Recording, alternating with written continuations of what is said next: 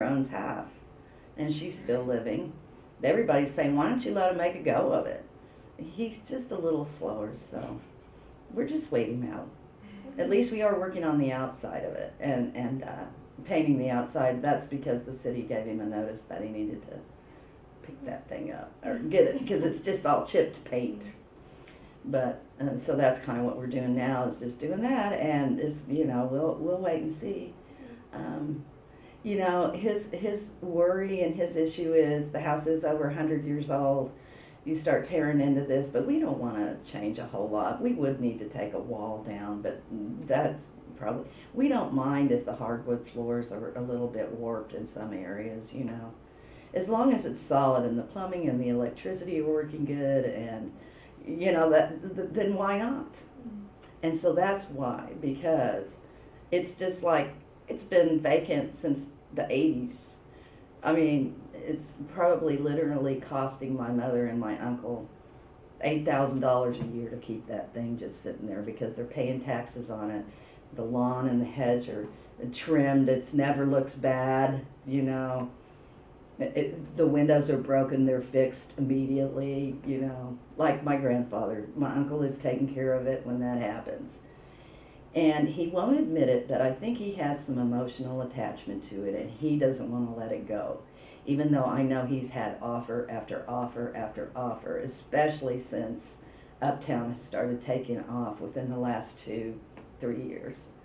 And there's something in him that doesn't want to let it go, but he doesn't want to give it to us either right now. So we're just waiting him out. And, if it's not meant to be, it's not meant to be, but hopefully it will be. And I grew up there. It would make me happy to be in that area, to be down there, to see. And it's just great. This whole time I've been helping out with my husband, I take little walks, and I'm like, oh gosh, I remember, when so-and-so and I had a sandbox over there and we used to play, and so if you've grown up in a home where you get a chance to go back, you can understand what I'm talking about.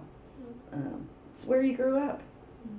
It's where you want to be. Since it's up and coming and things are going great down there, why not put it down there?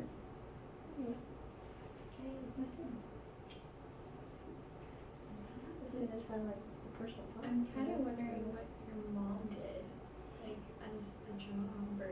Okay, she was a single mother, and she got a job when we moved here.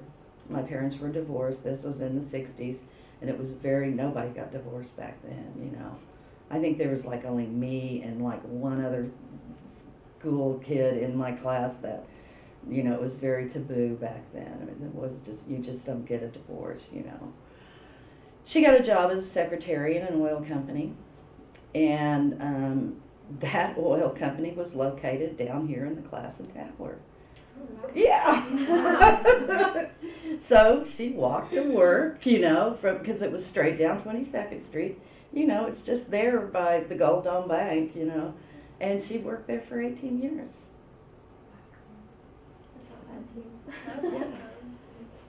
And retired from there, and then she started working for the state. But yeah, we grew up as like latchkey kids, I would say, but I went to Wilson School, which, if you know the area, there's a little elementary school, and I walked back and forth to school. My grandfather was in his law office in the front. Every day we'd get home from school around 3 or 3:15. He would walk over and check on us, make sure that we were okay, hang out with us for a little bit, and then he would, get in his car and drive to 28th and Walker.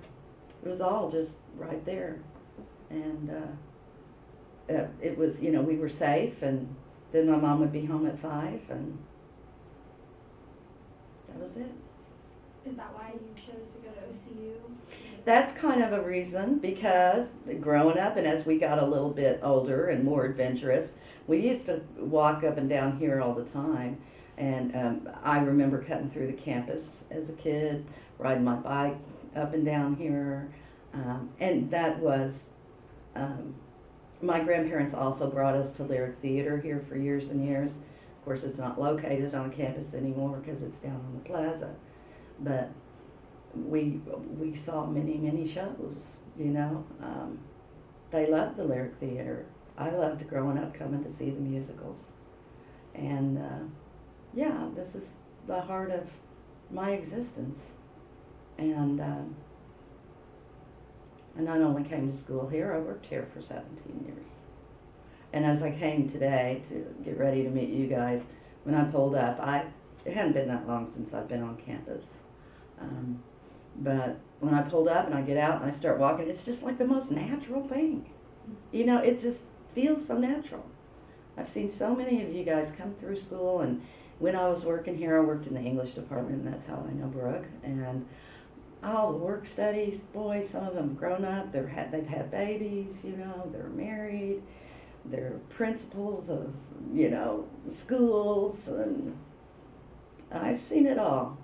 Seen everybody grow up and move on, and it's heart-wrenching at the same time, but this is just great that we're getting to talk about my whole little, you know, area and whole little neighborhood where I grew up here. I didn't really ever think it would turn into that, because I saw it go downhill so far. It's always when you have that area, it's going to take a little while to get it to, you know, be all is right with the world again, but it's a good start. But yes, living in the area did influence me to come to OCU. Is there anything that you want anyone to know, or any stories that? No, not really. I mean, I kind of told you everything, you know. Little baby brought home from the hospital, lived in the garage apartment there. My dog did get hit by a car on 23rd Street when I was a little baby like that. That's why they gotta slow that traffic down. I just remember walking to the drugstore and down to the TG&Y and shopping in the stores down there, going to the grocery store. It was a pretty nice life. Pretty stress-free, didn't get in any trouble. Great area, glad to see it coming back. Yes, it does. Thank you. Thank you so much. Thank you for being here today. Yeah, I hope I enlightened you guys. You did. Have you been hanging out on 23rd? I live at 24th and Hudson. Okay, Yeah. yeah. So I'm. Right by Cheevers. Yeah. Are so you in I'm that little small. brownstone by the parking lot there across from Cheevers? Yeah, there's Cheevers, and then there's a big lot, Uh-huh. and then it's not the house next to it, but it's Uh-huh. this one with the red door. My son lived down in that apartment. Really? Well, maybe not that one. It's the one that's on the lot. Oh, okay. Yeah. Yeah, I guess that was like right across Yeah. from me.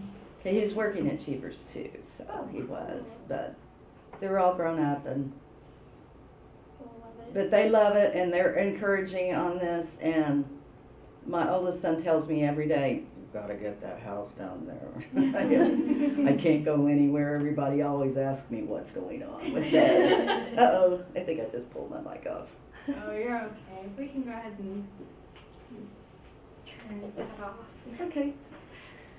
I think my favorite. So do you go to Cheevers? You go to the Pump? You Yeah. Gaiute? Gaiute's is Yeah. my favorite. Yeah. I know the owners, and Uh-huh. so they're really nice, and